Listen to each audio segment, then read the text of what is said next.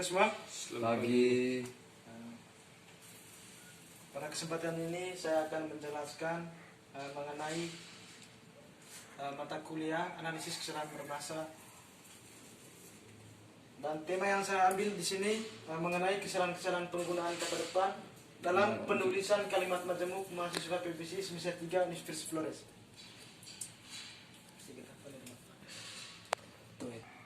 Langsung saja kita mulai menjelaskan materinya. Pertama-tama saya akan menjelaskan pengertian kesalahan berbahasa. Di sini kesalahan berbahasa merupakan hal yang wajar terjadi ketika berkomunikasi baik secara lisan maupun secara tertulis. Indi Hadi tahun 2012 halaman 4 mengatakan bahwa kesalahan berbahasa dipandang sebagai bagian dari proses belajar bahasa. Ini berarti bahwa kesalahan berbahasa adalah bagian yang integral dari pemerolehan dan pengajaran bahasa. Kesalahan berbahasa sendiri memiliki pengertian yang beragam. Oleh sebab itu, pengertian kesalahan berbahasa harus benar-benar diketahui dari awal. Tarigan tahun 1990 halaman 141 mengatakan bahwa kesalahan berbahasa merupakan sisi yang mempunyai catatan baik pada tulisan maupun lisan. Kesalahan tersebut merupakan hal yang menyimpang dari norma baku atau norma yang telah ditetapkan.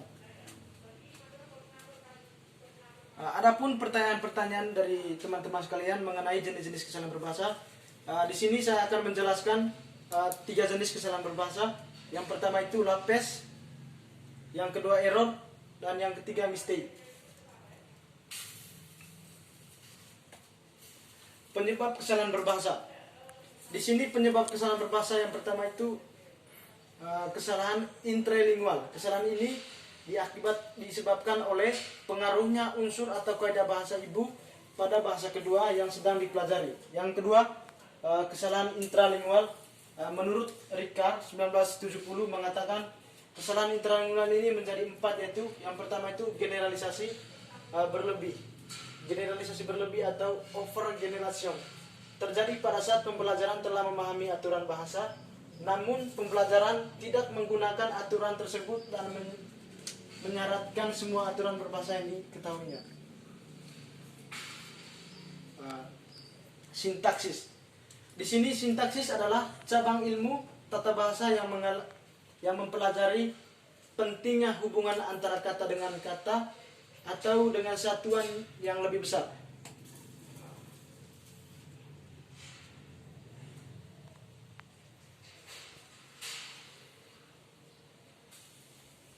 Teori penggunaan sebagai landasan untuk memahami atau menjelaskan menilai suatu objek atau data yang dikumpulkan.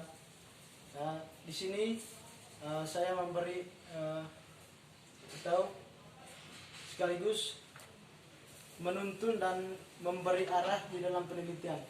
Dalam pedoman umum ejaan bahasa Indonesia yang disempurnakan tentang kata depan, pada poin ke-6 dijelaskan bahwa kata depan di, ke, dan dari ditulis terpisah dari kata yang mengikutinya, kecuali di dalam gabungnya kata yang sudah hal lazim.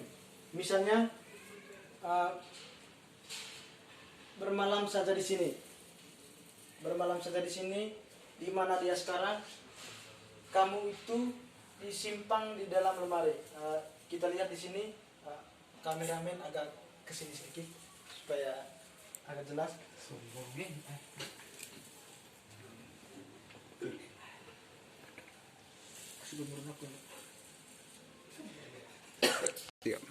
Kata depan adalah kata yang menghubungkan kata benda dengan kata lain, serta sangat menentukan sekali sifat penghubungnya.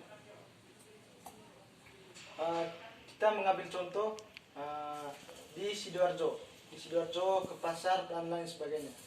Dalam bahasa Indonesia, kata di mempunyai 2 fungsi. Pertama itu sebagai prefix atau awalan, dan kedua sebagai preposisi atau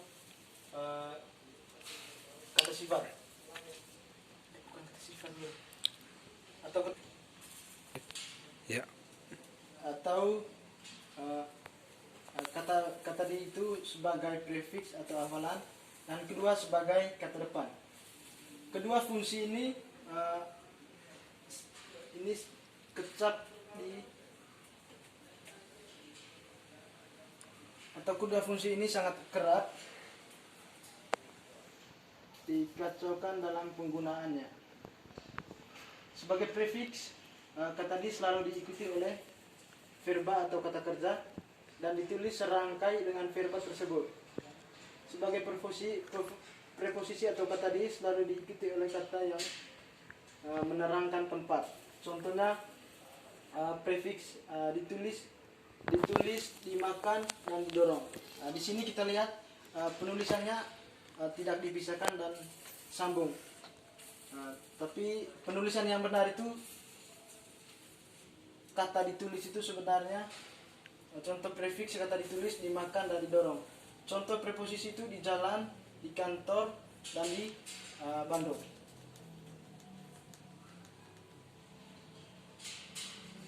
Untuk keterangan tempat yang lebih spesifik, preposisi di mendapat tambahan kata yang sesuai dengan khususan tersebut, seperti atas, bawah, luar, dalam, maka.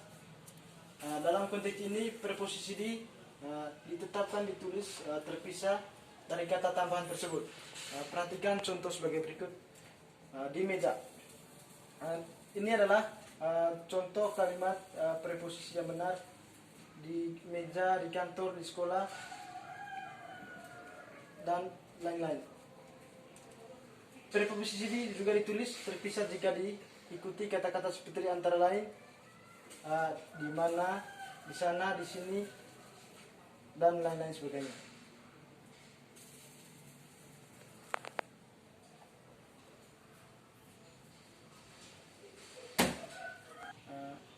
Itu saja materi yang saya sampaikan. Sekian dan terima kasih.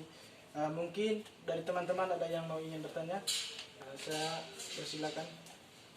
Saya mau bertanya, contoh kata depan pada penulisan kata majemuk. Contoh Kata depan pada penulis kata majemuk.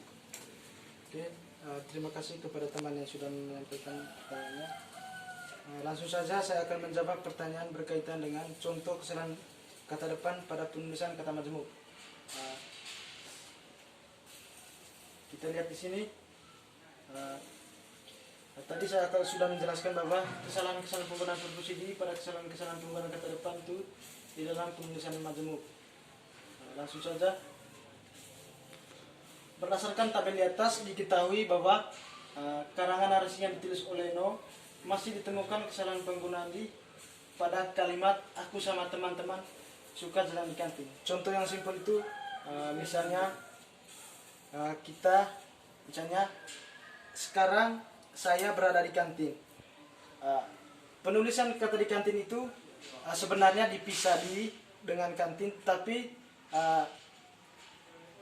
selama ini kita menulisnya sambung. Misalnya di kantin kita sambung saja, tapi itu merupakan kesalahan berbahasa yang tidak sesuai dengan ejaan atau keadaan atau norma.